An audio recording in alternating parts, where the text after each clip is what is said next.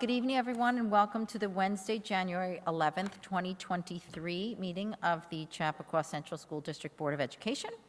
The board has been in executive session discussing negotiations, matters of employment history of particular persons, potential litigation, and to receive advice from counsel, subject to board approval. Can I have a motion to reopen the public meeting at 7:38 p.m.?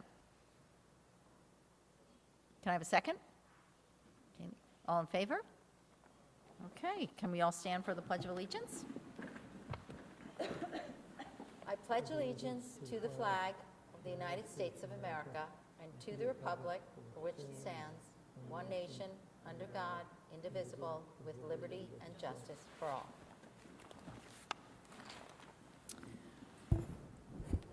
Okay, first of all, welcome back, everyone. This is our first meeting of 2023, so I want to wish everyone a happy and healthy new year, and I hope you all had a very restful and enjoyable holiday break.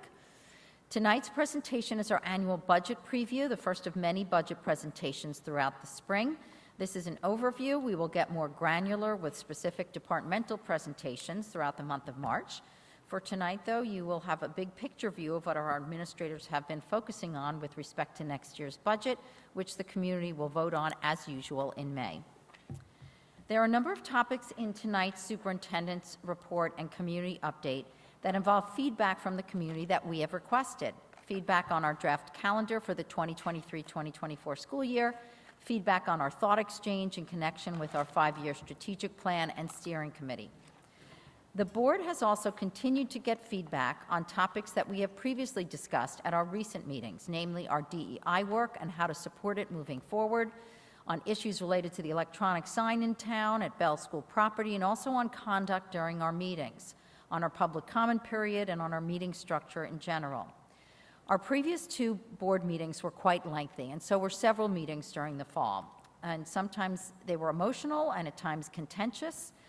And this holiday break allowed all of the board members to reflect on these meetings, on comments made to us before, during, and after those meetings, and on feedback that we continue to receive.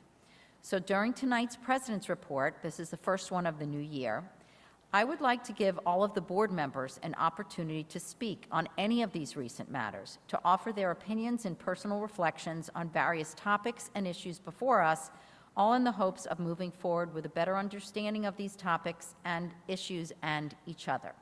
So I'm going to start at the end of the line down here. That's Hillary. I'm going to allow everyone to speak or not to speak as they choose. That is the board member's prerogative. And then I will give some comments of my own at the end before handing the mic over to Dr. Ackerman for the superintendent's report. So Hillary, I'm going to give the floor to you.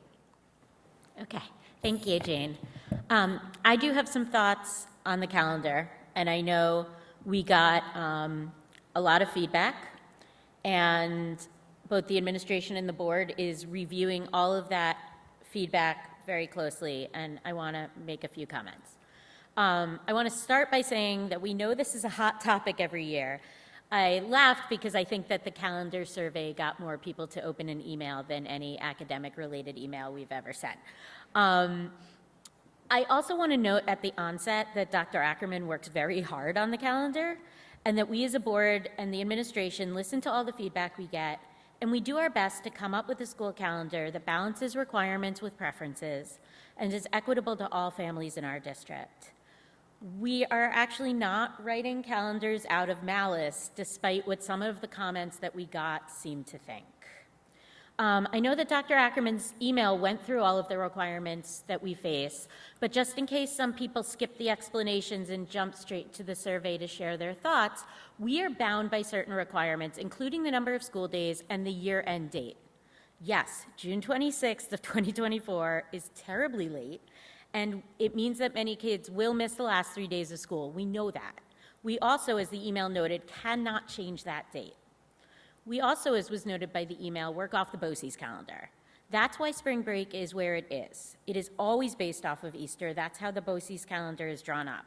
It's important for a host of reasons, including that we have many students attending BOCES programming, that we remain aligned as a district to the BOCES calendar, and then we have discretion to use the remaining days off as we see fit. I want to say one other thing, particularly regarding holidays that we were asked to add this year, Diwali, Eid, and Lunar New Year, all three of those holidays fall on weekends this year. We have never noted weekend holidays on our calendar. You'll note that Rosh Hashanah, which we historically have had off as a district, is also not noted because it falls on a weekend in the proposed calendar. I just wanted to state publicly that these requests for these holidays being off are not being ignored. The holidays just do not fall on school days for the upcoming 23-24 school year. On the specifically proposed calendar for 23-24, I have some thoughts, many of which I've shared on previous calendars, so they won't shock anybody. The 2-week Christmas break with Christmas Day and New Year's Day falling so early in the week is really, really hard for parents.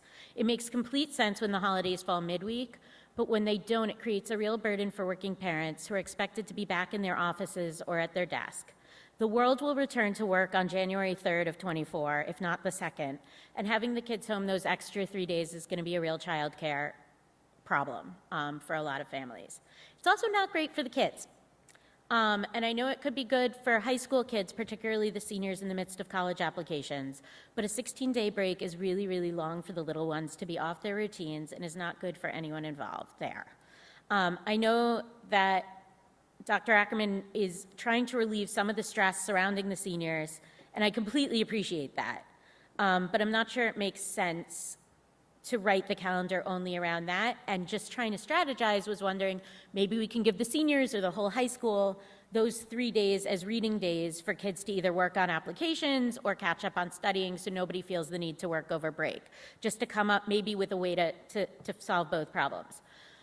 So if we go back on the 3rd, then there are 3 days to play with, so to speak, in the calendar. The 3 concrete requests we've gotten through the feedback are to tack on the days to Memorial Day weekend, give a day or 2 days off for Passover, and for Good Friday. The advantages to Memorial Day weekend being longer are twofold. The first is that the additional days off would be after the AP exams, which was raised by a concern in terms of having more days off before, and it would provide a breather in an otherwise very long spring with only 1 day off. I want to talk now for a minute about the requests for Passover as days off, and I'm saying this as a Jewish woman for whom Passover is very important and probably personally my favorite holiday. The only reason the district is usually off for the beginning of Passover is that it usually aligns with Easter in such a way that the BOCES calendar is able to provide for both holidays. We have not taken away days that are usually given, and the same actually goes for Good Friday. Some of the comments that we got regarding Passover that were discriminating against Jewish families, that were making people's lives impossible because they can't see their families, that were not acknowledging the Jewish holidays, were written in a tone that I feel compelled to acknowledge. The idea that this district, which has always given the high holidays off when many, many do not, is discriminating against the Jews is simply ridiculous. While I appreciate that people would like to be able to gather with family, I can also say that in my family, we've only ever been able to do that when Passover falls on a weekend because my cousins are all in education and not a one of their districts up and down the eastern seaboard closes for Passover at all.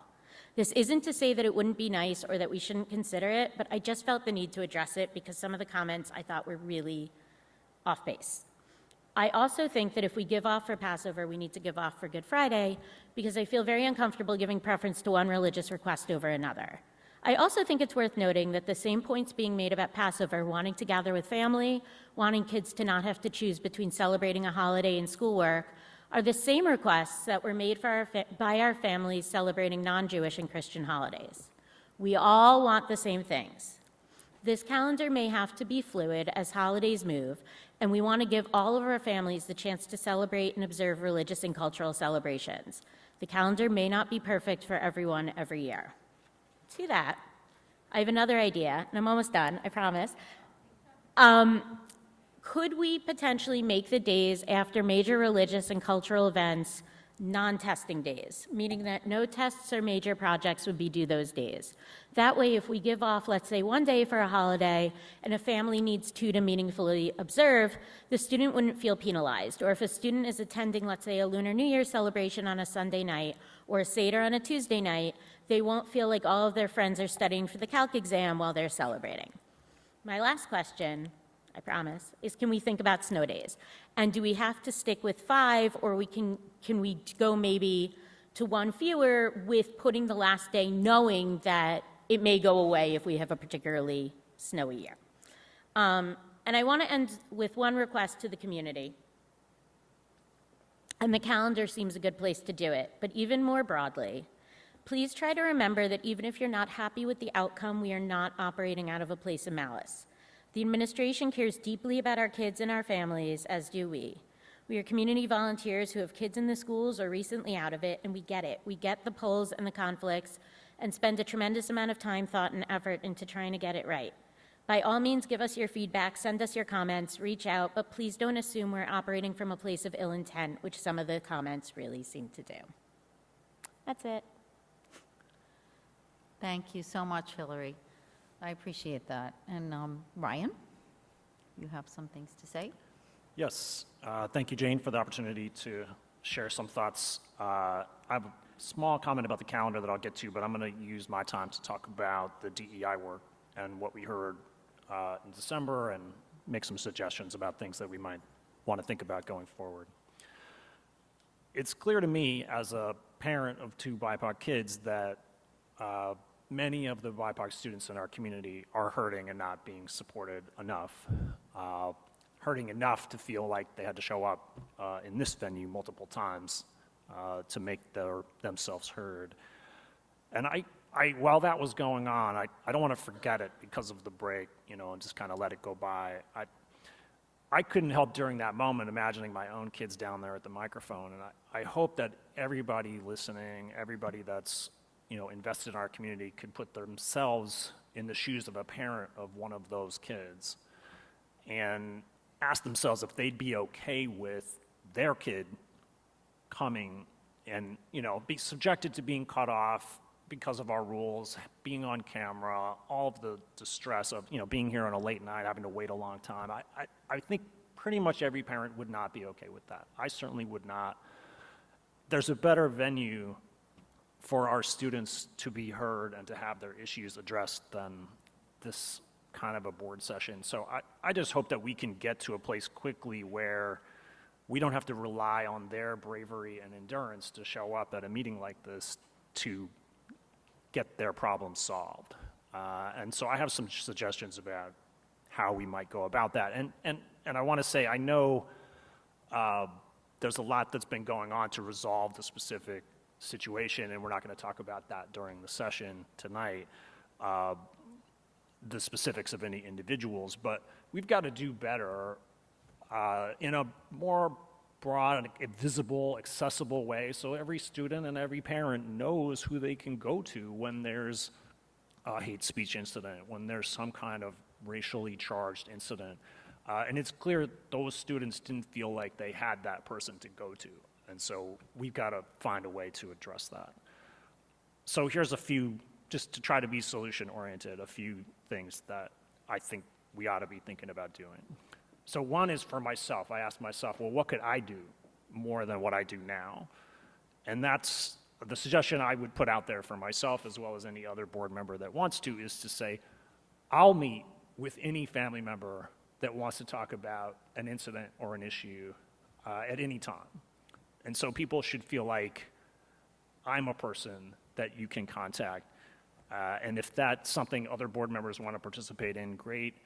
If not, there are family members that do reach out to me because they know me. They know that I've worked on DEI issues as a professional in colleges and in nonprofits for many years, that I can be a resource on this topic.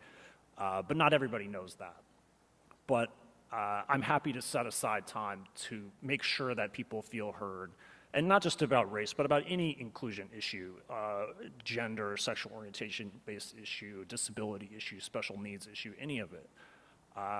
So I want to be that resource. In reviewing some of what came in through the strategic planning thought exchange, it's pretty clear to me that there's a lot of education we could still do to help the community understand the DEI work that we're attempting to do and clear up misunderstandings, and also give people a chance to share their point of view, because it seems to me like there's a lot of work to do there to make things better.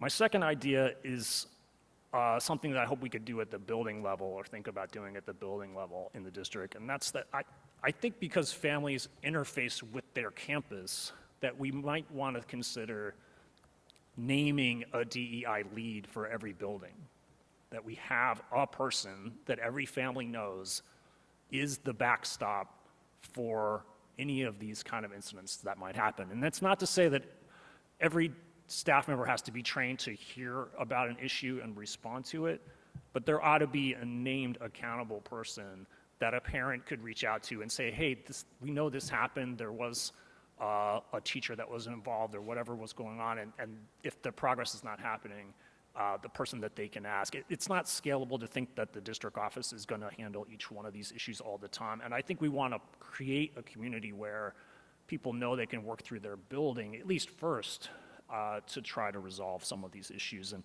I know that might mean we need to think about that from a budget point of view, so I hope we could talk about that in the budget process, about, well, that's effort probably for somebody in each building to have to take on, and I'd like to think about how we could make that possible. It's just another level beyond having, of course, Philip's position, but something that would extend it down to the building level. Third idea, and I have 4 ideas total, so we're getting there. Third idea is a more community-facing kind of idea. When I tell my friends that I've talked with my kids about hate speech or racism, issues like that, they're not surprised at all because they know my kids are black. And so you would expect me to have those conversations. For people who don't know, my kids are both adopted from Ethiopia. But white families have to have this conversation too. And I would encourage people to do it now, to not wait, to set expectations about behavior that's acceptable, not acceptable, and to what to do and how to intervene when one of these incidents happens in your presence, and how to help stop it. I've asked this directly from the parents of my kids, who are predominantly white, because my kids travel with them with increasing independence, with clumps of teenagers going around all manner of places, getting taken different places, and I need those white friends of my black kids to stand up and be prepared to protect my kids in these kind of situations, which inevitably are going to happen. And so, but as a board member, I'm not just asking this of my friends, I'm asking this from everybody in our community.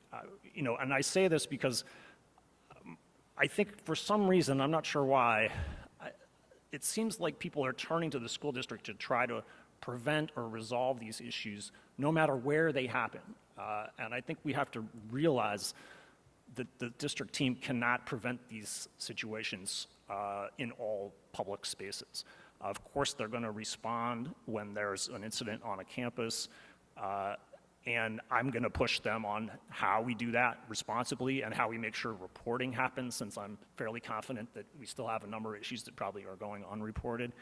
But the district team can't be accountable for incidences everywhere. We have to have a partnership between the district and all the different stakeholders in our community to create the kind of environment we want our kids to grow up in. So again, I'm just making the broader point that there's something for every stakeholder to do to try to help make the situation better.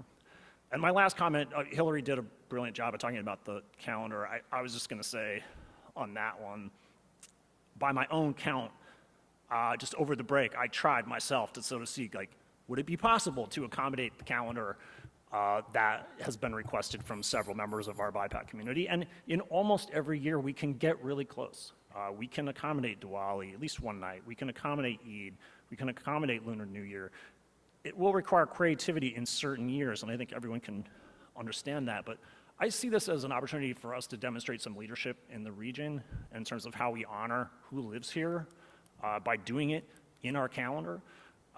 And I think that most people in this community understand the importance of honoring certain days, and it's an educational opportunity for us to take advantage of as well. So I hope we can,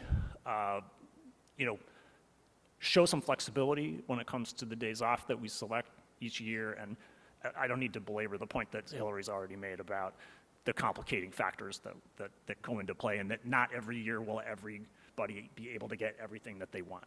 I'll close by saying, my kids and the kids we heard from at the last meeting, I think are appropriately asking us, the adults in power, to make this better and to do it soon. And, MLK Day is coming up on Monday. Maybe that's a reminder that there's not a more convenient season to wait around for this kind of thing to get done. Like, we need to make progress now, and I hope that we can get going on it soon. Thanks for letting me share. Thank you so much, Ryan. I really appreciate everyone's comments, I really do. Kaylee, it's up, would you like to say anything? Yeah, I'll just say it. I don't have a detailed plan, but I did write some things down, and I was contemplating, as you know, whether to speak or not, because it is something a little bit more personal to me, and I didn't want to get very emotional up here about it, but so here I go. So I also had the opportunity to reflect back on 2022 and all that's happened, and all of our hopes, our dreams, things that I longed for as a family, personally, and all of the things that were unplanned and that were unexpected and were surprises. And I think about all of that, and I think about our times of victories, and I think about our times of being sad and the struggles and the challenges. But then I think about what not to do, and to sit and feel badly about all of those things that didn't happen, that didn't go well, that hit us by surprise. And I think about having new hope, and looking to the future and moving forward. And what can I anticipate? What am I going to long for next? And what am I seeking for? How do I want to learn this year? And how can I educate my children? And what can I do for the community? In how many ways can I give back? And I think about that, and sometimes there's anxiety because it's so hurtful and so painful and so hard on so many levels and so many ways that we want it right now. We want it so fast because no one wants to see kids hurting. No one wants to be hurt, whether you're a child or an adult. But I realized that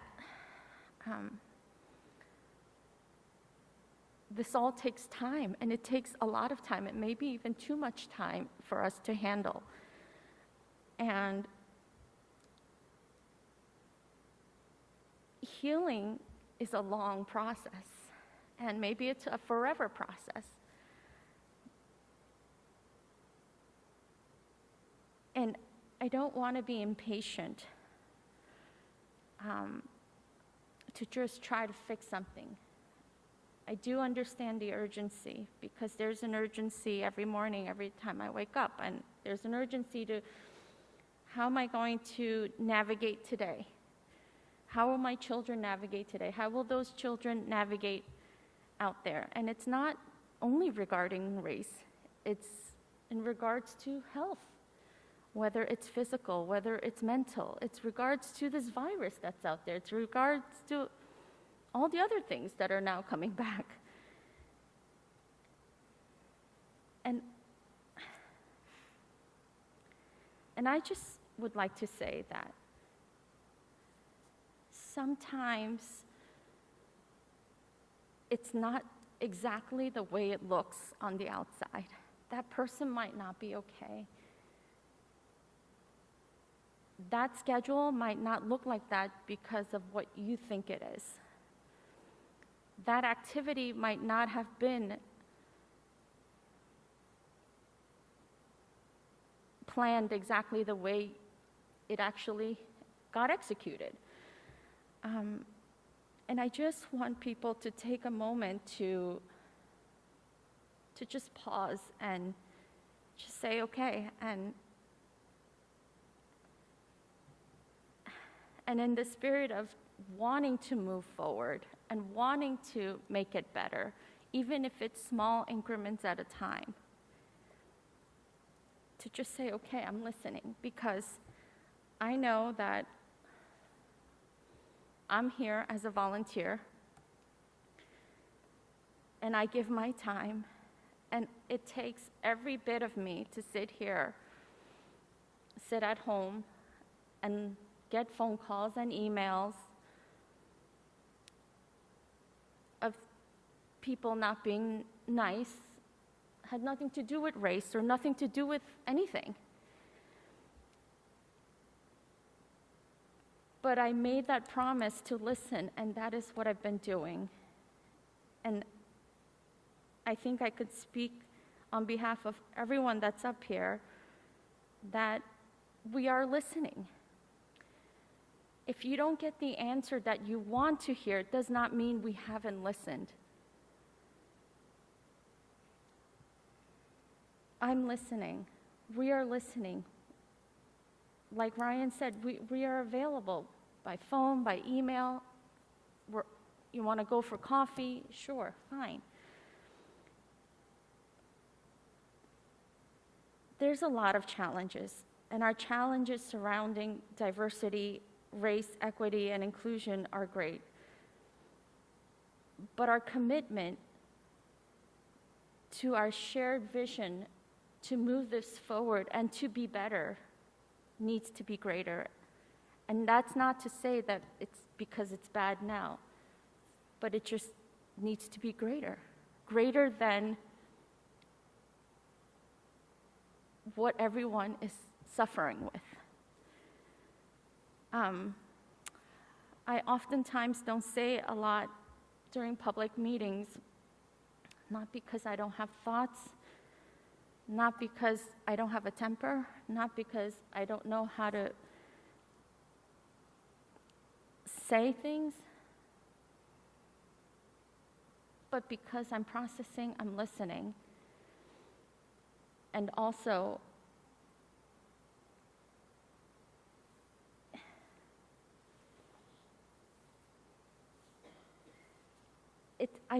none of us are up here so that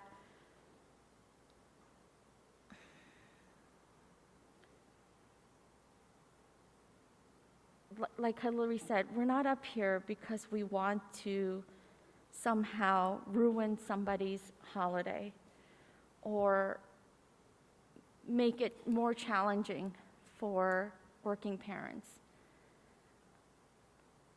And I just want people to remember all of that before they make a statement. As for the calendar changes every year. And I know some people make comments saying that, why can't it just be the same year after year? This is how I see it. I also have kids in the system. I'm a parent. Some years, some dates are an inconvenience to our family and us.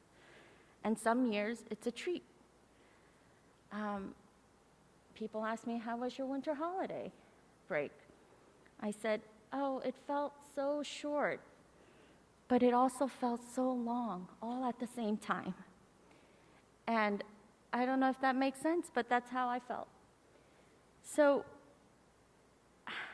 I don't want people to think that because something is missing or something wasn't honored or something, why is it 2 weeks versus 1 week, and how can this be? And it just, no one is sitting here saying, well, I think this group shouldn't get this holiday because you've been getting them, and now it's my turn.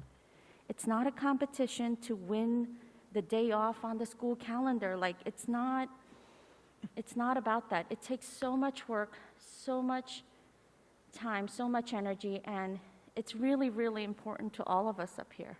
It really is. And I know everyone knows that, but I just wanted to say that.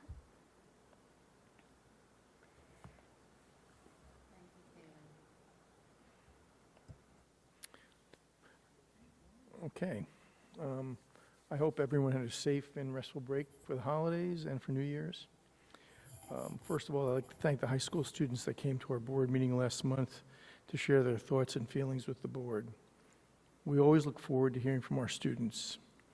Over the 10 years I've been on the board, we've had students from many groups: wrestling, football, music, arts, academics, Regeneron scholars, all attend our meetings to discuss their concerns with us and share their successes. They always tend to be very articulate, passionate with their voice, because ultimately it's their education. Our community has provided funds, taxpayer dollars to this district to ensure that all the students not just get a good education, but a great, robust education, and that's available to all students in our community, whether it be kindergarten through 12. We as a board are committed to continue our work so that all students of the district have a place where they can learn academically, have a safe place that supports social and emotional learning and well-being, and for being heard. Regarding the calendar, every year our district works hard. The district administrators work very hard to prepare a calendar that meets the educational requirements that the State Department of Education sets, as well as contractual agreements with the 4 labor groups, holidays for the community and students, and professional development. I'd like to thank the community for their input this past week, as well as the work to finalize a calendar continues for the 2023-2024 school year continues. Last thing, it's been on everyone, the sign. There's been a lot of rhetoric and some misinformation regarding the status of the electronic signs on the school district's Robert E. Bell School property. I have a lot to say regarding this, but at this time, since the town has finally agreed to meet with us, and we have a meeting scheduled with them tomorrow morning, I'll hold my comments until after tomorrow's meeting, and I hope to have positive things to say about this at our next school board meeting. That's it. Thank you, Warren. I want to thank all of you for taking the time to really think about what the past several months have been like with our board meetings, before, after, during, the phone calls we've received, the comments we've gotten. I thought it was very important because in the moment, we really can't respond to everything. We don't know what's going to be put before us. We need time for reflection, and I think this was a good time for everyone to say what they've been feeling, and I feel a lot of the same things, and everything everyone said is what I have felt as well. So I had a feeling that people would address a lot of things on a more granular level, and so tonight I just wanted to go sort of on a bigger level in terms of reflections, and so my personal comments focus on a few main themes, which are community, purpose and function of our board meetings, and civility, which is something that's been on my mind. First off, community. As I've said before, and as many of you said here tonight, all of us up here are members of this community. We took an oath to represent this community because we care deeply about the schools, the town, and all the people who call Chappaqua and Newcastle their home. Public service is obviously in our blood, all of us. I don't know why, it just is. And we are volunteers. We don't get paid, and some of us have other full-time jobs. We would not take on this position if we did not want to do good things for our schools and for our community. We encourage people to voice their opinions, and we expect that people will have differing opinions on how we go about doing our business. That's totally fine. We absolutely encourage that and expect it. What is not so fine is the anger and the frustration and the accusations directed at all of us up here as if we have some sort of ill will or bad intent. We don't, plain and simple. We are just dealing with complex issues that the community and the nation and the world is dealing with. The lead headline in the New York Times on January 1st of 2023 was as follows: Education Department logs big surge in bias claims. Subheadline went on to state, record high in 2022, reflections of a pandemic and divisive civil rights climate. The West Putt School Board Association just released the results of a survey on its DEI work in schools throughout Westchester and Putnam counties. The survey revealed that while almost every single district is moving forward with and is committed to DEI work, that many districts are dealing with community members who are both pushing back on the work and demanding that more of it be done. We as a school board and a district, as someone referenced earlier, we cannot solve the problems that the entire county and nation and world are dealing with. We can only do our best to address these issues before us head on and do our best to support all of our families and educate all of our children. As far as the structure and nature of our board meetings, we say this frequently, but we really know it's hard to understand. And I didn't fully understand all the ramifications of this until I joined the board. But board meetings are not public meetings. It's not like a town hall discussion with a Q&A. These are our business meetings that we are required by law to hold in a public location. This is basically our office here. It's where we need to conduct business and conduct these meetings so that we can get our work done and keep our schools going. These meetings are highly regulated. There are policies governing our public comment period. It is designed for one-way commenting, not conversation. We welcome conversation. Ryan said this, a number of you have said this. We welcome you contacting us, but true conversation can actually only happen outside of these meetings. It's just how they're set up. So we welcome any community member, including students, who wishes to discuss a problem or an issue or wants to advocate for something, to contact us. We can meet you individually. We can meet in groups of 2. If we add a third, that's a majority, that's a board meeting. We can't do that, that's also regulated, and we know that's confusing to people. But 1 or 2 of us together can meet and we can talk, and that is a much more productive way of interacting and moving a conversation forward. We need to conduct our business during these board meetings, and if we can't do that, we may be put in a position to change public comment. Some districts limit it to 30 minutes. They have a sign up beforehand so as not to have their business meetings disrupted. We don't wish to do that, but we also want to get our business done. We need to get this business done to keep providing the education and services that we provide to our community members every day. So I really do want to encourage people, if they want to have a conversation, to call or email us, and we will absolutely make that happen. And now, just to talk about civility. I'm going back to the New York Times. On December 18th, the Sunday Style section of the New York Times called 2022 the year we lost it. This cover story stated that America was very angry this year, and that we could all sense this anger on airplanes, at the grocery store, in parking lots, and we could witness it, quote, at local school board meetings. I understand there is a lot of anger out there. I'm sure people up here and out there feel that anger and that frustration. But we all need to treat each other with kindness and respect, and to model good behavior for our children and our community. Having a difference of opinion and voicing that opinion is absolutely fine and necessary and expected. Having adults sit in the audience of our meetings and yell at us to violate the rules and regulations that govern our meetings or violate the privacy rights of certain individuals, that sets a bad example for our children and our students. Students coming up to the microphone to offer their thoughts and opinions, even making comments that might be hard for us to hear, that's important and it's encouraged. Students coming up and being disrespectful in a way that wouldn't be tolerated in a classroom or another venue is not good. Community members who contact us to alert us to a situation or advocate for something or to seek clarification, that's great. Community members who contact us and use offensive and inflammatory language, call us names, and make demands as if they have somehow been anointed the representative of all people and all things, that is a problem. It's uncivil, it's unhelpful, and it does not encourage people to work with you to advance your cause and situation. And we do want to work with you, we really do. We also want to attract good people to work in this school district. We want to encourage good people to run for the Board of Education. We want to attract kind, caring people to live and work in this community. Seeing a community that is unruly does not advance these goals. So for 2023, I am asking for a little more civility, and I hope that that is a goal that all of us can get behind. So that's, those are my comments for the evening.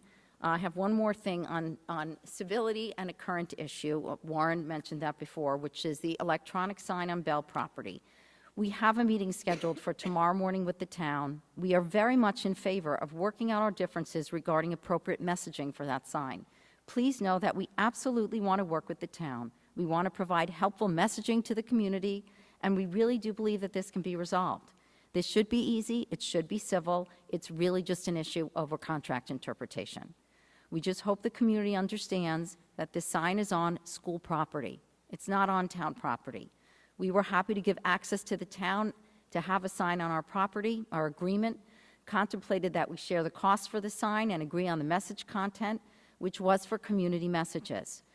After Supervisor Katz took office, the town started to allow personal messaging on the sign. That had not been done before, and the district's position was that it was not in line with the agreement we had. And so when we couldn't negotiate a solution, we allowed that agreement to expire. We would very much like to enter into a new agreement with terms that the town and the district can agree on, and hopefully we will have a solid path forward after tomorrow's meeting. I am hopeful then that the sign will be back on shortly. We will keep you posted. I do apologize for having to mention that or spend time on this. We are in the business of education, not signage. So I want to focus on education matters, and I will hand this off to Dr. Ackerman for the superintendent's report. Thank you. And if we could move forward with the presentation. And thank you all for your comments. All right, so I want to welcome everyone back to a new calendar year, and I appreciate all the feedback that we received over the past week in particular on different issues that are important to the community. And so I'm going to talk about that as I move through the community update. So the first thing I'm going to talk about, which is on the agenda under the superintendent's report, is the draft calendar.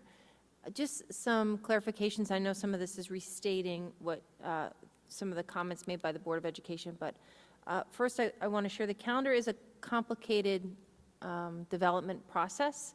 There are certain days that we are required to be off that are named in regulations. So those days are New Year's Day, MLK, Martin Luther King Jr. Day, President's Day, Memorial Day, Juneteenth, Independence Day, Labor Day, Columbus Day, Veterans Day, Thanksgiving Day, and Christmas Day.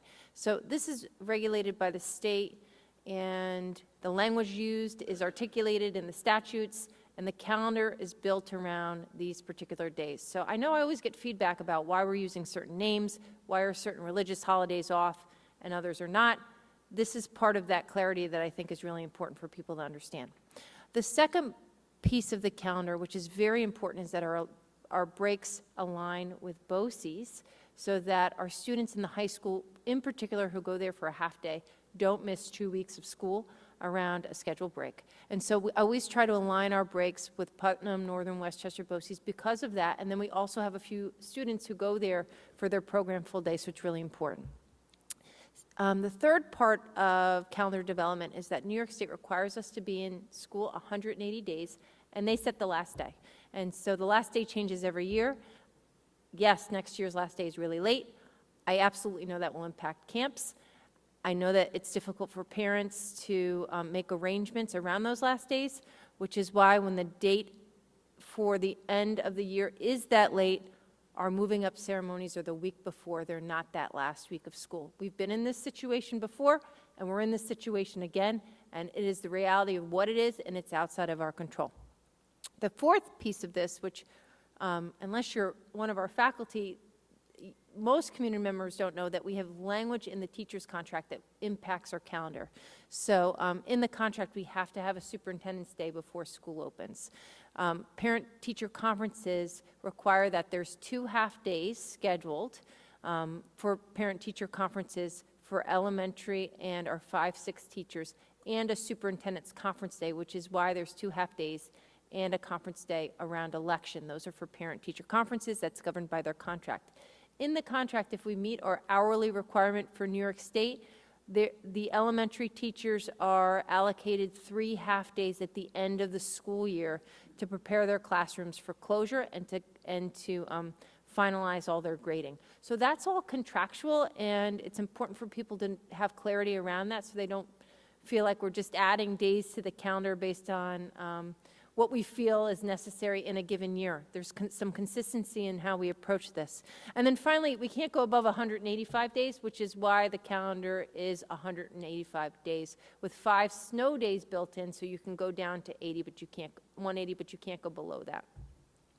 And then the last thing we need to think about are attendance patterns, which is why we're always off the Friday after Thanksgiving, because we can anticipate that we won't have a lot of students in those days. So that, knowing that that is like the backdrop of calendar development, then we start to look at holidays. So I do want to talk about, so at the board meeting in December, we got feedback around 4 specific holidays that our community was hoping that we could reflect in the calendar.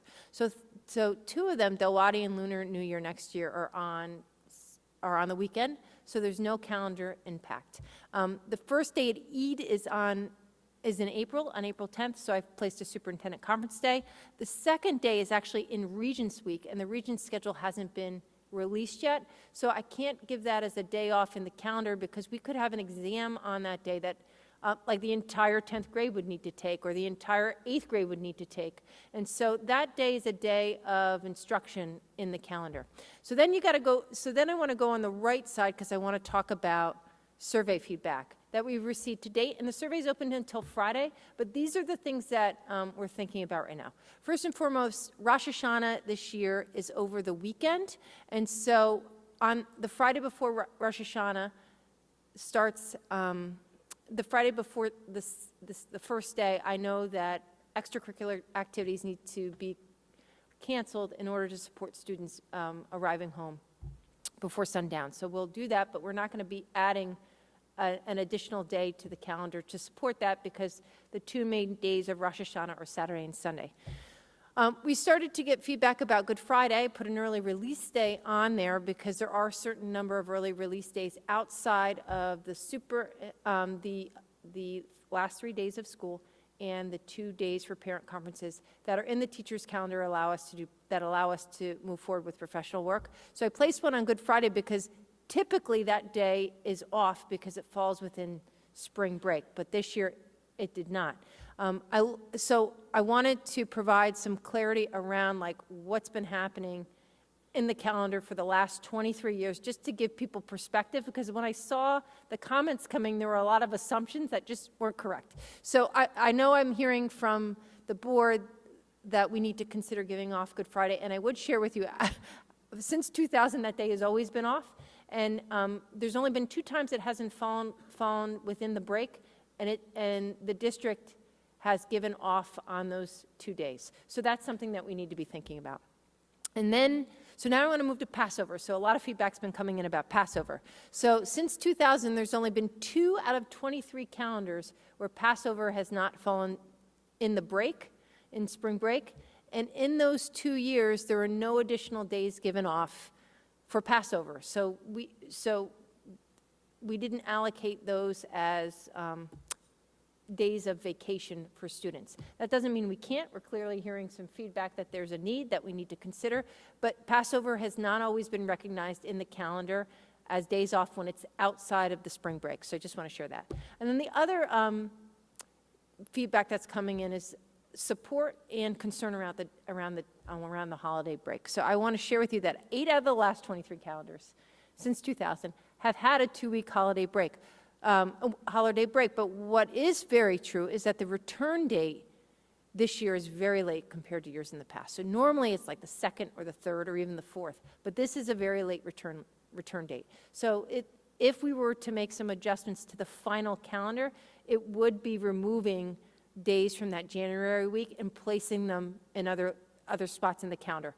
But it's very important that people understand that you can't take 3 days out of January and not place them other places as days off because of the contractual requirement for the teachers.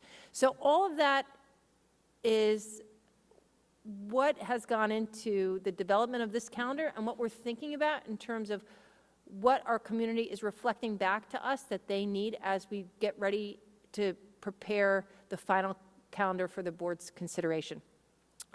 While we have received feedback, we've had over 100 responses. That survey went to all of our students, all of our parents, and all of our faculty. That's like thousands of people. So we haven't received thousands of responses, but we are seeing some themes in our responses. And so at this point, I can anticipate that we'll probably receive more feedback coming in, aligning with what I'm sharing with you tonight. And so we'll have to think about, are we going to reallocate some of those January days to other spots in the calendar based on some of the needs that's been identified by the community. And by the community, I mean the entire community, students, staff, and our parents who are all impacted by the calendar.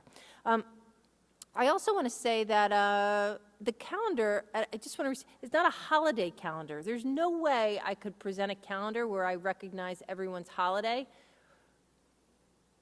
in that space, because I just wouldn't be able to do it. I wouldn't be able to do it. So what I do when I develop the calendar is I note a holiday when we're off so people understand why we're off, rather than just noting holidays because they are special days for family to celebrate. I've been doing that for the past 3 years. So if there's a superintendent conference day on a particular day, that's the explanation for why we're off. If we're off on Yom Kippur because it's Yom Kippur and there's no superintendent conference day on there, that's why it says Yom Kippur on the calendar. So you'll notice, even though Christmas is a holiday that's required for us to be off, it's not noted on the calendar because it falls in the holiday break. So that's the thinking around what the calendar looks like. It's not to be insensitive, it's just to be reasonable about what can be on that calendar, so that I'm being as clear as possible as to why we are off. It's not really designed to be a holiday calendar where I'm recognizing all different dates that are important to everyone, because I just don't think I would be able to manage it, and it's just not the purpose of the calendar. So I'll be back on at the next meeting with a final draft for the board's consideration, and we'll continue to take feedback until 3 p.m. on Friday. Okay, so the next thing I want to share is we've had a lot of information coming in on the Thought Exchange, so I would encourage our families and our students and our staff, because everyone received the opportunity to log in and give us some thoughts on on areas that they would like the Strategic Planning Committee to consider for improvement priorities as we move into the next 5 years. So I'm encouraging everyone to get on there, share your thoughts. There's some real criteria on what those thoughts can look like. So if you put a thought up there and it's not there, it got quarantined because it didn't comport with Thought Exchange's criteria. What they do when something goes into quarantine, not the district, but the outside organization, they look at it and they determine whether or not it should be shot back out to the survey or if it needs to stay there. So if you wrote something and it's not there anymore, you have to rewrite it in a way that aligns with what the expectations are for comments on there. But again, I encourage you to participate in that, star things that are important to you, because the Strategic Planning Steering Committee will take that feedback very seriously when we're developing our priorities as we move forward. And again, the Thought Exchange is going to close this Friday at 3 o'clock. We'll send out a reminder email on Friday morning. I want to celebrate. We had 4 students named as Regeneron Scholars, and we will honor Carly, Julia, Elvin, and Amy at our presentation where our high school will be. So we're going to invite them to the meeting, but it's a tremendous accomplishment for a science research program to have 4 students named as semifinalists in the Regeneron contest. And so we're really pleased and proud of our students. I know we did a press release today. We'll put them also in our What's Happening edition for January. But this is a tremendous accomplishment, not only for our students and their families, but the entire science program. So I'm really happy to share that with the Board of Education and the community tonight. And now speaking of science, we're going to move over to Adam, who's going to talk about some of our thoughts regarding science for grade 8 moving forward. So thank you, Christine. For some time now, we've been thinking about level of rigor in science in our middle schools and how we may be able to consider the shift of at least one science course, living environment, into the 8th grade as an option for our 8th graders. So under consideration right now is to offer living environment and Science 8 as options for our 8th graders next year. There's a variety of reasons that we're considering that. We think many of our students are ready for that, if not all of them. It would open up opportunities for us to produce some 9th grade electives that students could choose, take advantage of some of the new spaces at Greeley, like the Sustainability Research Center, the STEAM Center. The science department is already in the process of brainstorming what some of those elections may be.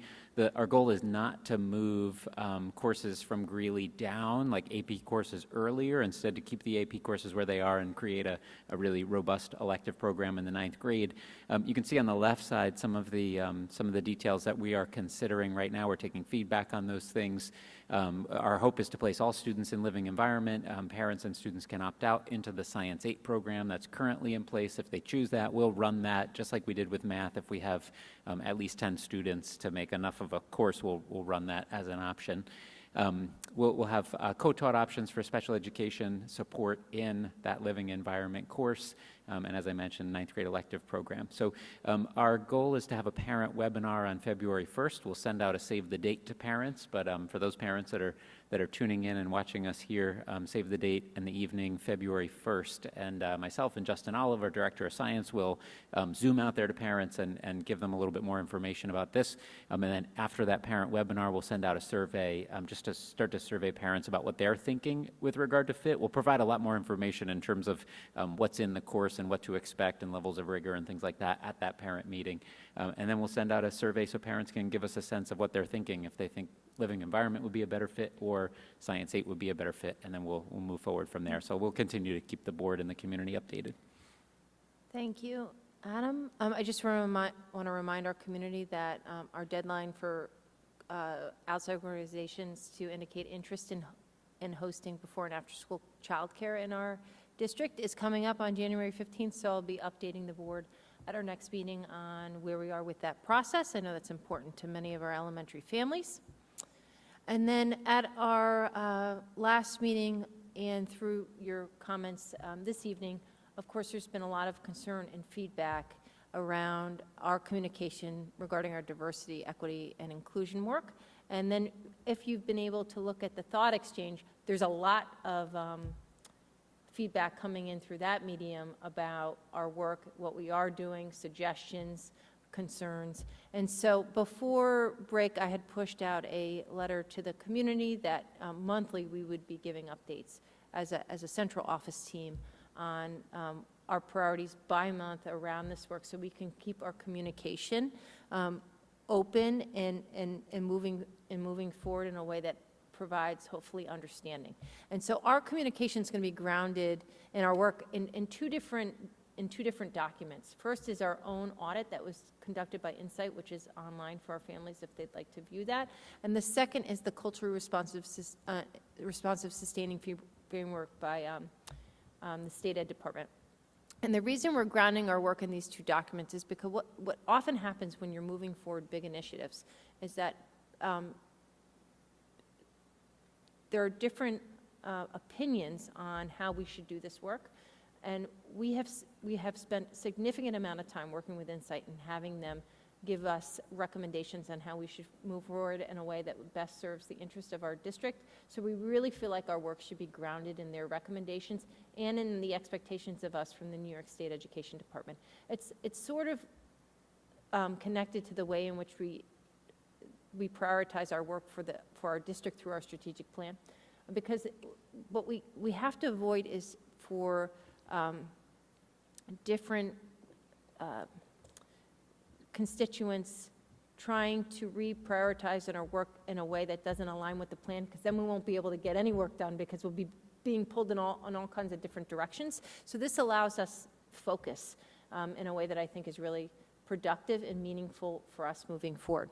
So we each have Jamie, Adam, and I, and I'll share Andrew, we each have a slide, so we just kind of want the board to have an understanding of what we've been working on and what we were working on in January and what we worked on in December. So out of my office, I was working on Unity Day, district coordination and communication, and then I was engaged in an outreach to our parents and to our students based on concerns regarding our DEI work that we were hearing both at the November and December Board of Education meeting. And then I've been spearheading our our work with the foundation on creating a space for students at Greeley of a belonging. And so we've been talking about that being a unity center, a student union center. So I'm working with a specific task force on that, where we're creating a vision for that space. We're working on securing funding, working on finding a graphic designer for that space. So that's the work that I've been engaged in December.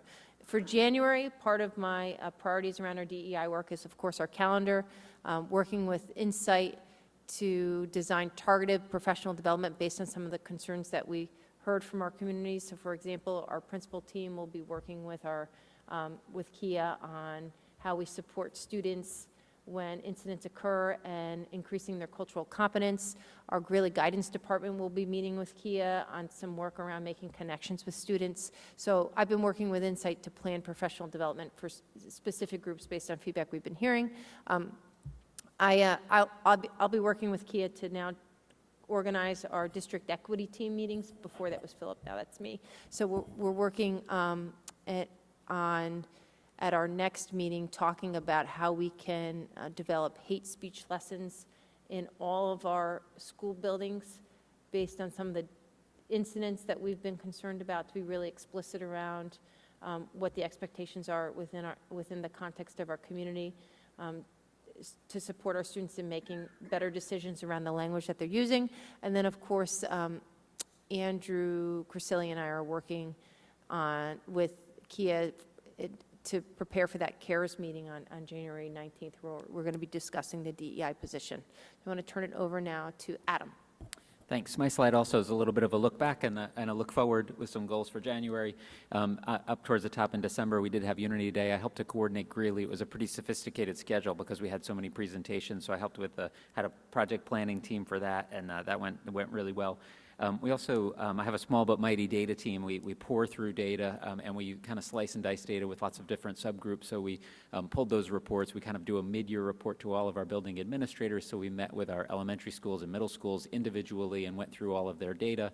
And then you'll see down in the January priorities, to skip ahead, we'll have January faculty meetings where we'll present that data to our faculty. It's data on state assessments and also MAPS assessments, not unlike what I present to the board, but in more detail for specific groups of educators to be able to dig into that data. And it is, like I said, sliced and diced with regard to different subgroups, so we can see how which students are learning and how at different levels. We also are in the process, or for December, we rewrote our Colonial America and Enslavement unit, just so it's culturally responsive and appropriately addresses those sensitive topics, and you'll see that we are doing that. We've done that in 4th grade already, and we're in the process of doing that in 7th grade. Those are 2 times where we do American history and do units on those topics, and so you'll see that as 4th grade in the done part on the top, and then 7th grade in the January priorities. We're in the process of coordinating hate speech lessons, as Christine mentioned. I've been working with the building administrators. I have a weekly elementary administrators meeting and also a middle school administrators meeting. So we're working on those hate speech lessons so they're appropriate to the ages and grades of the students. And then we have February 3rd is a half day for Insight. So we'll be working as a team with Insight to plan those half days. Okay, so I'm going to do the human resources update. So Andrew's work over the course of December was planning and the creation of a district recruiting and retention committee, and then you'll see that in January they actually launched that committee and met with Insight, and they're moving forward with that work. He has been holding focus groups for the DEI position, so in December he met with staff, and now he's continued those focus groups, and he has met with additional staff, students, and members of the community in the past week and a half. He provided oversight for the Unity Day at the middle school program, and then he has taken over supervision of our DEI professional developer, and he is going to now be the central administrator who is going to be supporting the BSU, much like Tony had done prior to his departure. And so he, in January, has continued to provide that support for BSU on day 5 when they meet. And then he's working with me, as I mentioned previously, on supporting the CARES meeting on the 19th to determine our next steps for the DEI position. And so now I'm going to turn it over to Jamie. Good evening. So this past December, we launched our student mentoring program, which is very exciting. We currently have 11 students partnered with 11 faculty. You will notice on the agenda for this evening, we are appointing 2 more mentors. Every mentor has met with their mentee, and it was really exciting to hear the mentors talk about their initial meetings. I think that they were just as excited about the partnership as the students. We've also been committed to our MTSS process and aligning that in all of our buildings. Our elementary schools have devoted both of their joint faculty meetings this year to making sure that the process for meeting the needs of students, both academic needs and social emotional needs, is consistent across our buildings. I worked closely with our PTA representatives for our National Inclusive Schools Week, which was the first week in December, and that week culminated with Unity Day, and I coordinated the elementary work. And you have on your table a book that each class in our district made a book in response to I Am Every Good Thing, which was a read aloud. So I'm only going to ask that you be sure to get those back to me, because the children were hesitant to have them leave the classroom, because they are books that are frequently read during independent reading as they're borrowed from our classroom libraries. And then this month, along with Adam Schoenbart, we facilitated the Student Belonging Community Webinar, which was earlier this week. We have PD scheduled for our mentors, and as well as for the administrative board retreat with Brooklyn Rainey, the author of One Trusted Adult, who did a lot of work on connecting school personnel and kids and the importance of every student having one trusted adult. And finally, a priority is really collecting and reviewing and looking at the suspension data. I'm keeping close records of when kids are suspended, for how long, in what grade, in what building, so that we can take a look at that and reflect on it. Thank you, Jamie. And also, our Student Belonging Community Webinar is online on the main page. And then when we get ready to push out our what's happening this month, we'll include that for our families so they can review the webinar if they wish.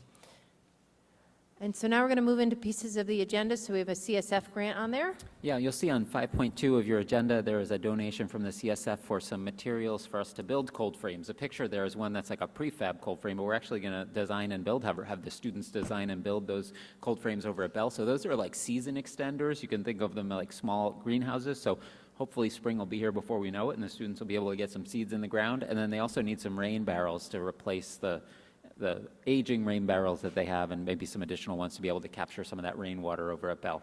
So we're looking forward to a really nice spring harvest.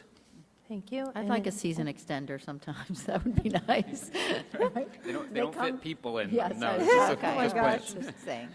And Andrew, can you talk about the architect proposals on the agenda, please? Yeah, so in our bond conversations, Dr. Ackerman, Joe Gomondo, and myself, in all of our conversations, both at presentations and with committees and small conversations with individuals, we talked about the desire to accelerate some of our bond work this coming summer.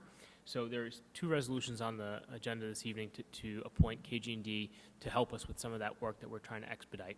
And they're 2 specific projects. It's the IT networking upgrades, the communication upgrades, and then it's separately the door locks at our K-8 buildings, the electronic door locks, which we know is a safety priority for the district.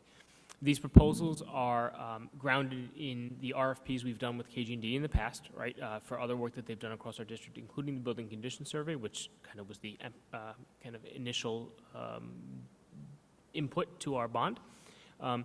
We also are working closely with our partners and some state contract vendors to get this work done, so we expect to be starting that as soon as school's out this summer.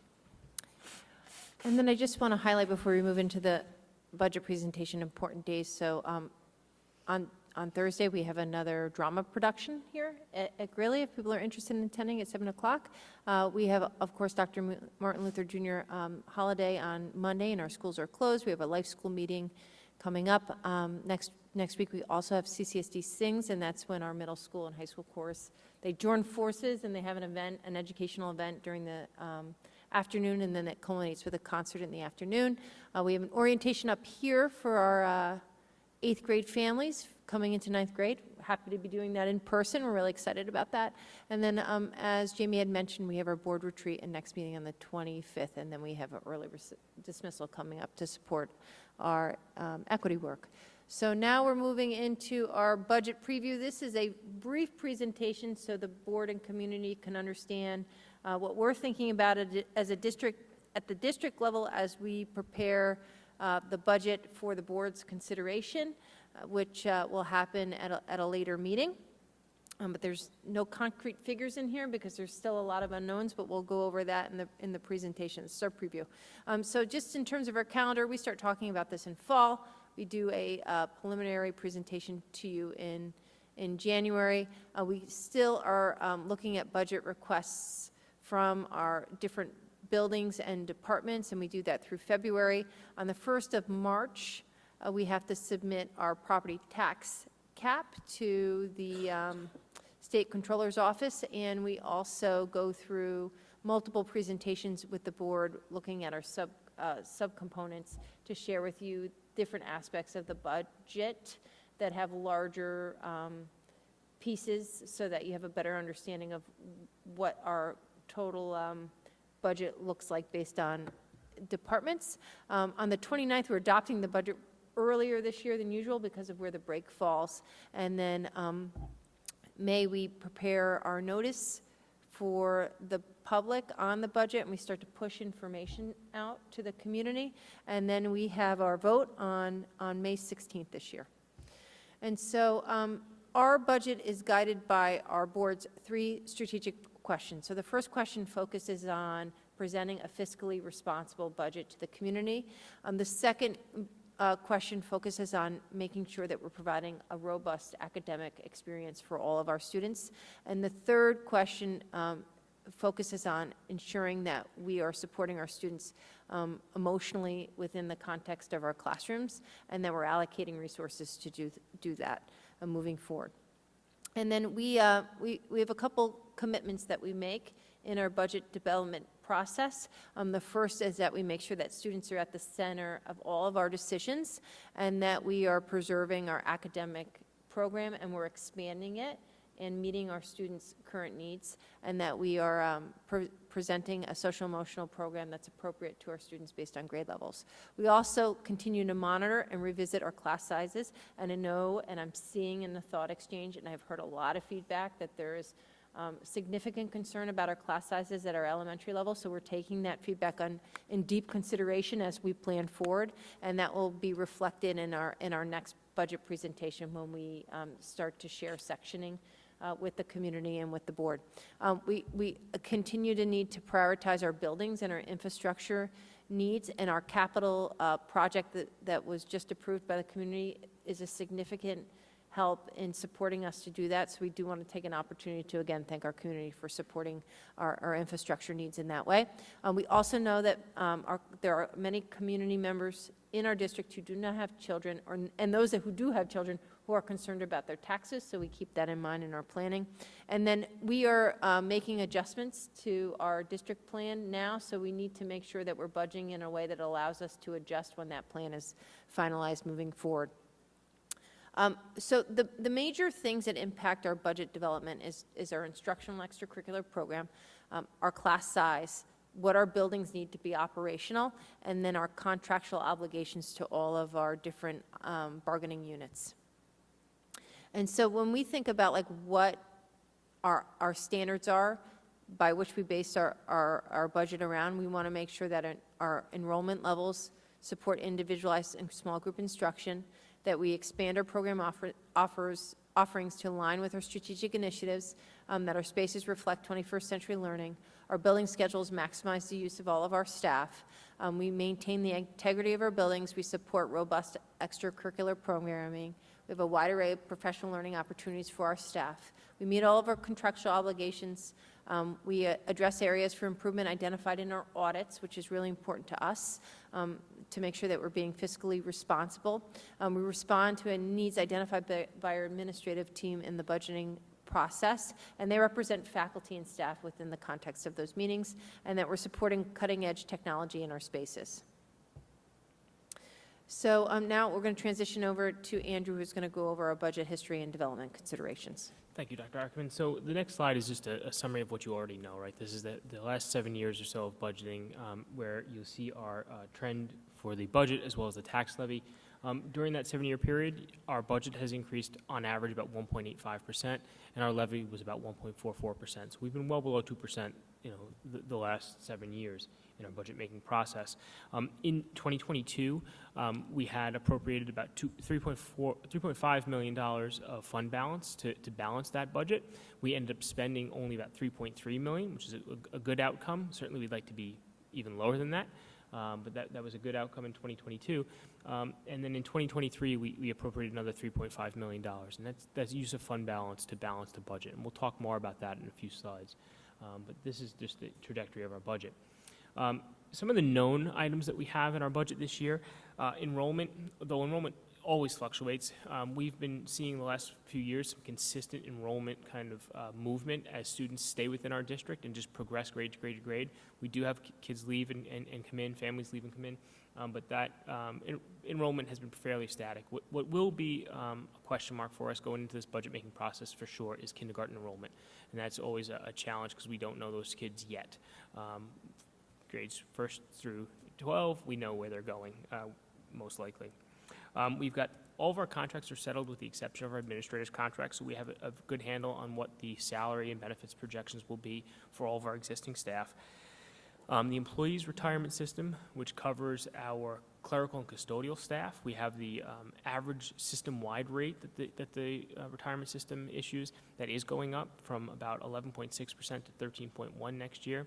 That'll have a small impact on our budget on the benefits section. Dr. Ackerman talked earlier about our debt service and our capital project work. In our budget presentations, we were fairly consistent in telling the story that we have known debt falling off this coming school year. That debt would otherwise reduce our tax cap, but we're going to fill that with some capital appropriations work that was not included in the bond that is still necessary to get done. So there will be a neutral impact when you look at debt service and capital appropriations in the budget that we put forward this year. Again, meant to stabilize the tax cap and also continue to invest in our facilities because it's needed. Assessment growth factor is a component that's used in our property tax cap calculation. It kind of shows how much commercial or residential property development, new construction has been happening, growing the value of our tax base. That number came in at 0.7% for the school district for the year 2023-24 tax cap calculation. Recently, our health insurance consortium finalized the rates for next year with a premium increase of about 5.5%. There were also conversations at that meeting where I was present where we're going to be looking at some plan changes to keep that health plan competitive, which it is, and we want it to stay there. So that's the anticipated premium rate increase. Our budget will also see some offset of that because of contractual obligations where employees will be paying more based on their employment contracts. In terms of tax equalization rates, this is a component of the tax rate calculation, not necessarily a budget development piece of our budget making process. It is how our tax levy then gets spread between our two towns. We know we had some significant feedback from our Mount Pleasant portion of our community with the current school year tax rates. The equalization rates that are published and finalized by the state for the coming school year, all else being equal, certainly would have rebalanced that tax levy to be more consistent between Mount Pleasant and Newcastle for the current school year. So that'll be a good balancing impact to the Mount Pleasant tax rate in this school year coming. CPI for the tax cap is not final. That'll be issued later this month. However, it is, as you all know, inflation well above 2%, and the tax cap is capped at an inflation number of 2%. So for the tax cap calculation projections that I've been doing, I know what that number is going to be. It's going to be capped at 2%. And those are all of the known at this point. The unknowns are that final tax cap number, because there are so many inputs to that, so we'll be working on that over the coming weeks and months. We are actively negotiating with our administrators unit to finalize their compensation package that will influence the budget. In the next week or so, we anticipate state aid school runs from Governor Hochul's office. She gave the State of the State address yesterday, and we expect to see school-specific state aid runs in the coming days. CPI comes much later for transportation, finalization of transportation contracts. That'll be in May, but we're going to be getting closer to what that trend will be as we build the budget, and we will be able to make more accurate projections on what that impact will be for the budget in the coming months. Jamie Edelman and Karen Smith and her team are all working on annual reviews for our students and the IEP placements, and the tuition, related service, and staff needs that we will have in our budget will become more visible as we go down through that process a little bit more. The assessed valuations, again, not a budget-making process, but a tax impact process. The tax rolls were finalized in the fall. However, there will be continued updates to those as exemptions get filed and adjusted at the town assessor's office, and we see tax certiorari proceedings settling cases, adjusting the assessed value. So those will be, again, a number that's in flux going forward. TRS has issued a range for what the teachers' retirement system contributions will be. That covers our administrative staff as well as our teachers. It is going to be in a range between 9.5% and 10%. We're at 10.26% for the current school year. So while salaries will go up, at least the retirement system contribution will go down. There should be some net positive outcome there. And then inflation in general. As you all know in your homes and everything else we do, inflation is certainly still an issue in terms of, for school district, professional services, fuel, transportation, goods and services that we've been buying. So as we start to get more into the budget process, we start to price some of the things we want to include in our budget, we anticipate some upward price increases certainly that need to be accounted for in our budget. So that's our knowns and unknowns at the moment. I just want to take a moment now to talk about the property tax cap and remind everyone what the property tax cap is. Essentially, what the law requires is this calculation is done. It's a formula that we have to complete, and it tells us, depending on our proposed budget and the levy we are going to ask the community, do we need a simple majority of more than 50%, or do we need to go for a supermajority at 60% passing rate? This district has historically stayed below the tax cap, as have many others, and I think the presentation that Dr. Ackerman and I will be making in March will assume the same approach. We will stay within the tax cap. But it is not a limit on taxes, right? It's a formula that tells us what that voting threshold needs to be, just to make that very clear. Also, if the budget were to not pass, the property tax cap law requires us then, if the vote fails twice, or if the board chooses to go to a contingent budget, the tax levy is limited to what it is for the current year. There is no growth in the tax levy. Now, for my last slide, this is an important slide for the board to just spend a minute on. And this is our fund balance trend over the last 10 years. Why this is important is you can see we had a peak, and then we're starting to come down on fund balance, right? We've had clear, in our 2022 school year financials, we're at 3% unassigned fund balance, and we're projecting for the current year to be about 2.3%. The unassigned fund balance is really the money that's most flexible for the board in case of emergency, which we've seen several in the last few years. The Greeley Steam Leak, the most current example. So what I want the board to pay attention to here is just the trend of this, right? There is a need for us to just be mindful of the amount of fund balance we're using to balance the budget, and then how we manage our expenses both in the current year and in the budget-making process, so that we are not in a position where that unassigned fund balance goes to in worst-case scenario, zero. Overall, our fund balance is healthy when you look at the grand total, which is what this chart shows. However, we wanted to make sure that that most flexible portion of our fund balance, which is the unassigned fund balance, is as close to the state limit of 4% as it can be. And right now, we're heading in the lower direction for that. So before we go into like the concrete budget calendar, at this point, we normally ask the board if they have any questions about what we presented or areas that you'd like us to be thinking about as we prepare our more in-depth budget presentations for you by program department. Are there any questions? Or areas that you'd like us to make sure that we focus on as we plan forward, or would you like to send them to us? We can go, or people can go. We could. What concerns do you see, Andrew? Any major concerns that, in the budget that you're going to present to us? So some of the unknown factors of enrollment, certainly class size, right? Those are concerns that we're actively looking at. Some of the inflation impacts on our purchasing is definitely a concern. And then the resulting,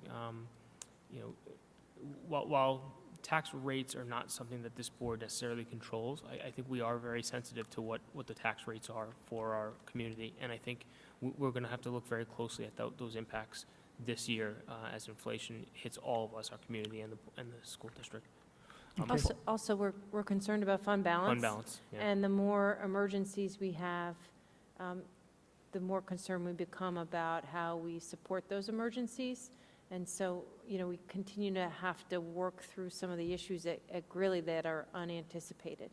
And so this year is particularly challenging. Next year, it won't be as challenging because of some of the ways that we can restructure our funding, particularly since the capital projects were approved. But we do remain concerned about that. Yeah, I was going Yeah. to ask that, and I know Ryan has a question, but just to piggyback on that, so that was my concern, whether, obviously, we passed that bond for a lot of infrastructure work, but we have these emergency repairs at Greeley. Will we be addressing that, do we think, in this year's budget, to budget effectively so we can end up at the end of next year with a greater fund balance? Is that possible, or do we need to be budgeting more for repairs in our annual budget so Right. that we're not dipping into the fund balance? So to budget more, right, we need to have more revenue, right? Or we need to do less of something else, Right. right? So it's my hope that what we can do is plan for a flexible budget that as either new revenue comes to fruition or savings opportunity present themselves throughout the school year, we're able to capitalize on those savings. That includes the current school year. Dr. Ackerman and I have spoken about, planning as a group on how to approach the next few months. I think that's key for us. In terms of capital specifically, and the Greeley repairs that you referred to, we are working actively on some plans to deal with some immediate concerns that are serious concerns now, but also at the same time thinking about what's going to be the next major concern, Right. and try to prioritize those types of projects. We did the building condition survey as the initial kind of data collection point and input to our bond proposition. We left a lot of things off, and we knew that because we couldn't afford everything we needed to do. So Joe Gramundo, Dr. Ackerman, and myself have met once already to talk about what those projects are, as well as program improvements from my colleagues at the table and in the buildings. So we'll look to find ways to plan for those in a prioritized fashion, balancing both just infrastructure upkeep, but also making sure we're on the cutting edge of facilities, which we're very proud of the projects we've done. Can you also talk about how we're able to allocate more money towards Joe's budget next year because of debt services? Right.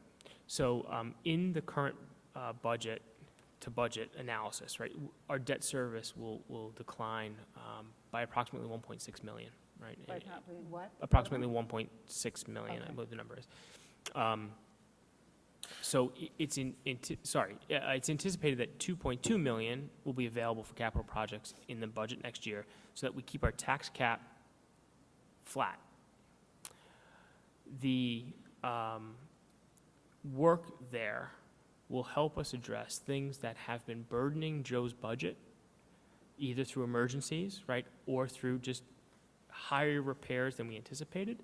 We'll put those into capital projects We'll hopefully get building aid on those, as well in the future, but we'll also fund those projects, giving Joe back the flexibility to do some things within his budget on a proactive basis that he's been more reactive recently. Ryan, were you going to ask something? You almost addressed what I was going to ask about, which I think the community is going to want to understand the interaction between what the bond allows and how these balances will be impacted by that. Like what flexibility gets introduced by the fact that we have the bond having passed, and where do we still have issues to try to work through? Because I think plenty of the feedback we heard leading into the bond vote was with regard to, well, how come these things can't be addressed in the year-over-year budget? So I think it'll be important here in this upcoming season to explain that to people so we can understand what we were just getting at with Joe's line as a good example of, well, if we can restore that, then we don't have to put as many of those repairs into bond kind of things, for example. So I don't know if you want to comment any more now, but I just wanted to sort of set us up for I'll where we need to definitely go. consult with Joe, and when he talks about the facilities budget, we'll make sure to try to articulate that better. But briefly, we can't overlook the amount of work that Joe does get done and the amount of square footage that we have in this building. And I think, we had a facilities committee meeting yesterday, and we met at Bell, and while Bell has its warts, right, it is impressive how good our buildings are in many other ways. And I think that's a tribute to our custodial staff, our maintenance crew, and Joe Gamondo's leadership. I think there's just a lot of building, and cost of repairs has grown significantly, especially in the last few years. So Ryan, in Joe's budget presentation, we'll talk about the impact of debt service falling off, how it will impact Joe's budget, how that connects to the capital projects. We'll have that all presented when That's he's what I here want. to talk about that with the board and with the community. Yeah, perfect. Yeah. Thank you. Any other questions?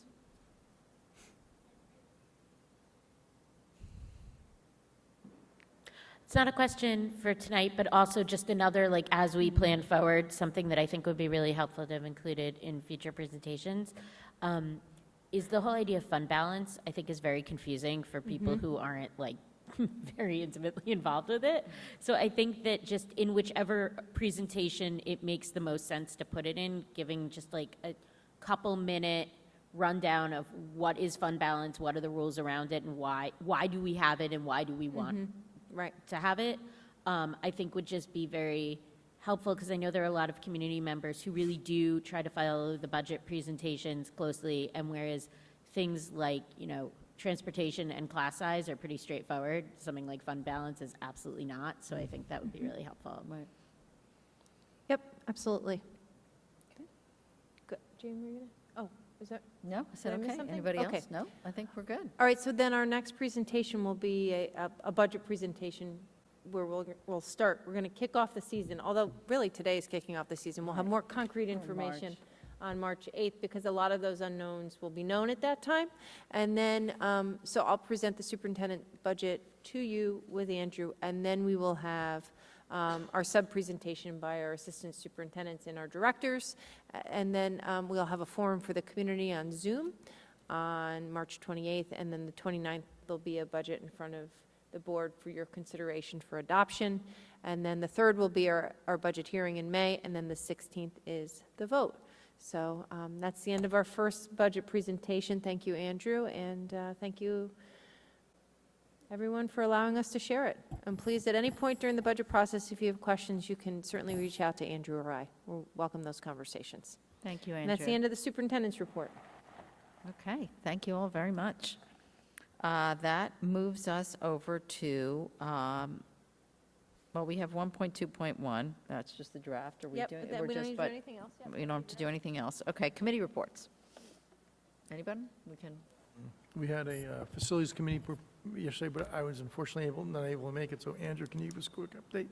Yeah, we just gave the committee a brief update on the, obviously, the first meeting since the bond passed, and we gave them a rundown of the timeline of work, including the resolutions I mentioned this evening about the architect and accelerating some projects. We toured Bell Middle School. And the community members were really appreciative of some of the work we've done there on the STEAM Center and some of the other spaces, so. Thank you. Was Kaylee, anything? I have one. We had a wellness committee meeting, and the group divided into sort of two subgroups. One focused on what the wellness committee has traditionally focused on, which is looking at nutrition and some sample new menu items for students to experiment with. So I think they have a hummus plan, if I heard it right. I wasn't in that subgroup, but I think there's a hummus plan in the works. And then the other group, which I was part of, is a group that's interested in making sure our wellness policy, or if we decide to create a separate one, addresses the mental health aspects of wellness, which are only kind of very nominally addressed in the current policy, which goes back to, I think, 2006, but for which Andrew Corsilia has done some research about neighboring districts and what the state offers. And so we have a small group that's thinking about how we might expand that policy to accommodate some of our goals around mental health. Okay. For example, we have Ruler implemented here in the district, but there's really no policy that's sort of aligned with that at this time, and perhaps we should have something to make sure that, we're able to, have a touchstone that keeps us committed to that part of what we're offering in our program work. So as far as I can tell, if Andrew was here, I'd ask him to speak a little bit more detail on the follow-up, but I think that research is going to continue, but Yeah, maybe I Christine. can share that Andrew met with David Shaw today. Okay, great, And yeah. David and Andrew are working together certain specific policies to present to the wellness community. Yeah, and I so can we'll speak on his behalf. swing over to the policy committee with these ideas too, Okay. so they'll cross over. We had a Green Committee meeting yesterday, and one of the things that we're looking at is, for the Sustainability Research Center, power, both from a backup power perspective of we need to have backup power so the plants all don't die if we lose power. That seems important. And also, just as we're looking at that, and looking at potentially using renewable energy as the backup, could we use renewable energy, specifically solar, for the power source for the SRC generally? So we are going to meet, I'm going to meet with Adam and Andrew and Joe in a couple weeks. We have a date on the calendar to do some follow-up on that, see what's feasible, see what the pricing would potentially look like. The backup piece of it is mandatory, like we need to do something as backup. So as that's non-optional, we're gonna look for renewable for that and then see if, once we're looking at renewable as the backup, can we look at renewable Okay. generally for the project? That's it. Okay. Anything else? No other? I'm sure we have upcoming committee things. Okay, that brings us to our public comment period. As always, we welcome public comments, and in respect for each other's time, we ask you limit your comments to 3 minutes. Board members can be contacted, as always, via email and phone, and after the public comment period is over, board members may have a discussion among themselves regarding any comments presented. Does anyone have a comment this evening? For a second, I thought Josh was going to make a comment. Thank you, Josh. Okay. All right, thank you. We will move along then to item 3 on our agenda, approvals and ratifications. Item 3.1, be it resolved that the board hereby accepts the minutes of the December 14th, 2022 Board of Education meeting.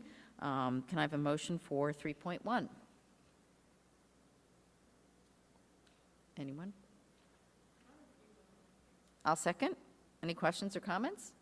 All in favor? 3.2, Policy 4055, School-Sponsored Field Trips. This is the second reading and adoption. We discussed this at the last meeting about making a slight change to our field trips. Be it resolved that the Board of Education hereby adopts Policy 4055, School-Sponsored Field Trips. Can I have a motion for item 3.2? Ryan, can I have a second?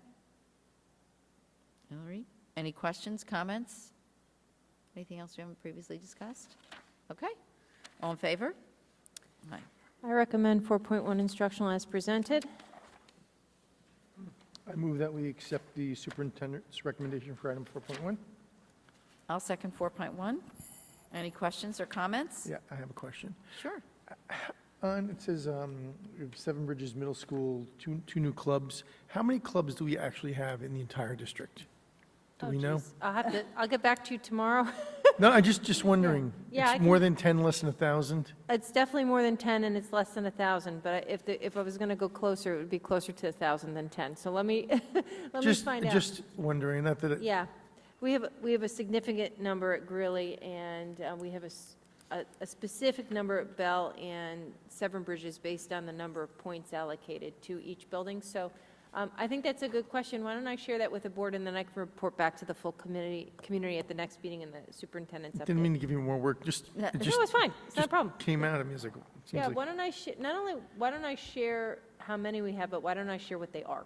And I think what it'd be the- good for everyone to Right, know. thank you. Yeah, no problem. All in favor? Aye. Okay. Congratulations to Nate Loeb. We had a retirement on our calendar. He's a teacher at Bell Middle School. We look forward to celebrating him in June, and we wish him well, and he's been here for a long time. So just want to acknowledge him and thank him for his services. Okay, And congratulations. So I recommend 4.2 non-instructional as presented. I recommend that we accept the superintendent's recommendation for item 4.2. I'll second 4.2. Any questions or comments? All in favor? Aye. That brings us to item 5, which is our consent agenda. We use our consent agenda to make more effective use of our time by adopting in a single motion those relatively routine matters, which are included tonight in items 5.1 through 5.10, I believe. Any board member who wishes to discuss any particular piece of business can remove that from the consent agenda. And does anyone choose to remove anything this evening? I do. 5.9, please. Okay, can I?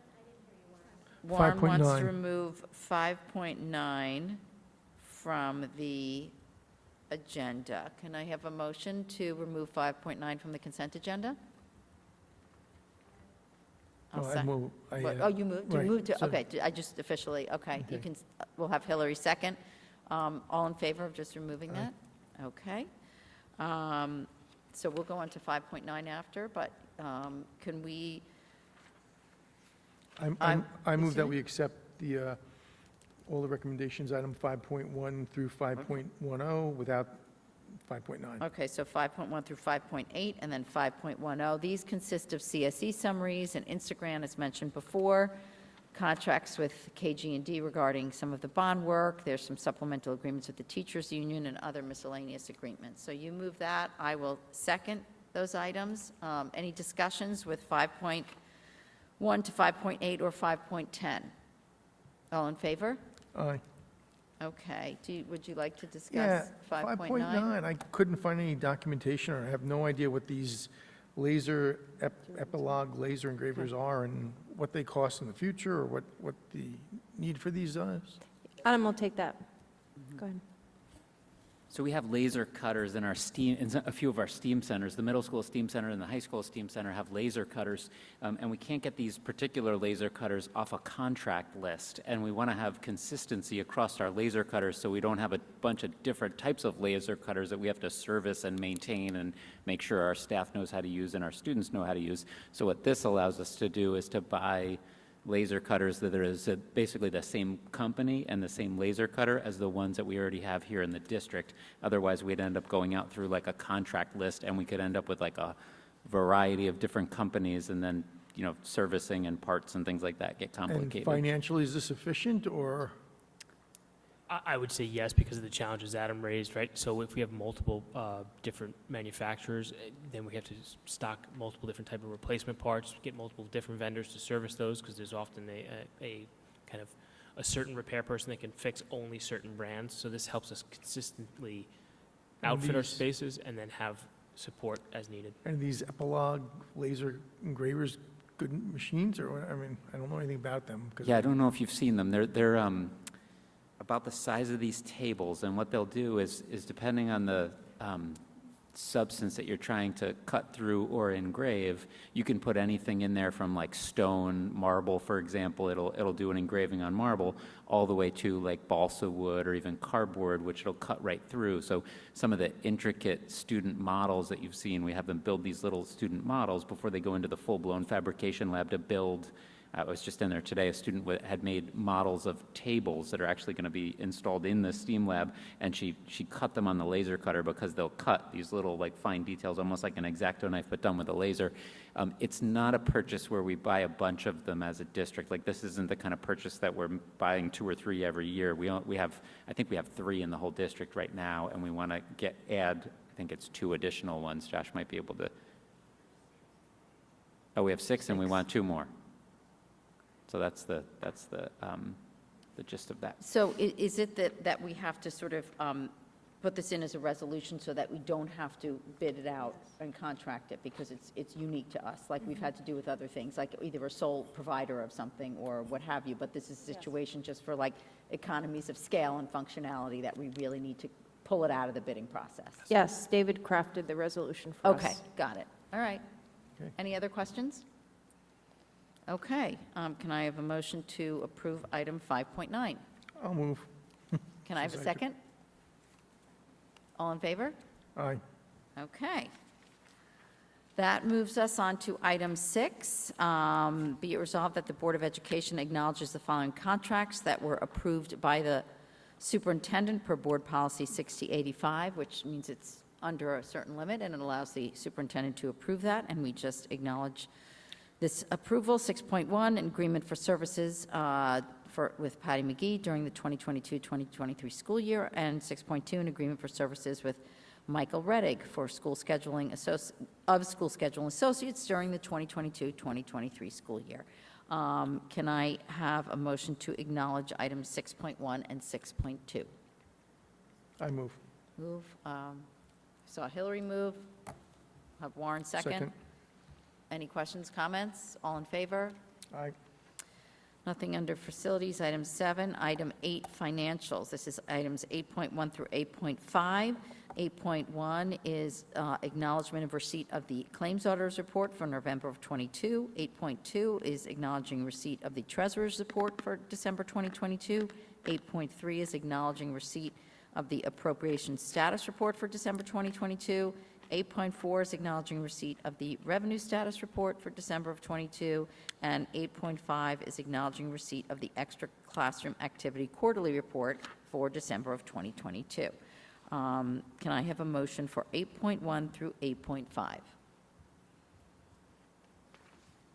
Okay, Brian will move, I'll second. Any questions or comments? All in favor? Aye. That brings us to notice of future meetings. Our next meeting is Wednesday, January 25th, 2023. That's a board and administrative retreat, and there will be a Bell Middle School presentation and an Horace Greeley High School presentation here. Oh, no, No, it's just in the Horace Greeley High School auditorium. Sorry, I'm misreading that. It's the Bell Middle School presentation. That is January 25th, and our next meeting after that is Wednesday, February 8th, 2023, and I'm cut off here what that presentation is. However, that is the Greeley High School presentation. Okay, I got it. Can I then move on to adjournment, item number 10? I will move to adjourn tonight's meeting at 9:23 p.m. May I have a second? second. Warren, I'll second. All in favor? Aye. Okay, we are adjourned. Thank you so much, everyone.